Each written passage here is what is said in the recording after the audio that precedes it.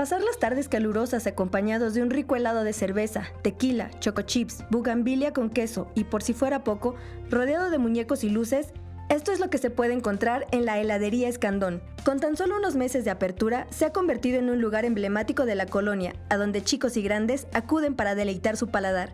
La idea de la heladería surgió a partir de que las dueñas de aquí querían tener un negocio que hiciera feliz a la gente y pensaron en un postre que le gustara a todo el mundo, y de ahí surgió los helados, que a todo el mundo le gustan. El plus de este lugar es que los ingredientes que las dueñas quisieron ocupar son naturales, dándole un sabor inigualable a los helados. En específico les quisieron meter plantas, esencias naturales para hacerlo completamente natural y completamente que cualquier persona lo pueda consumir.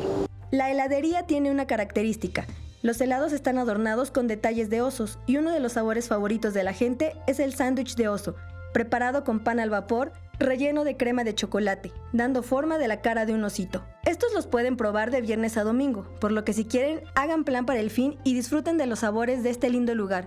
Con imágenes de Sergio Villanueva, Mariana Sánchez, 21 Noticias.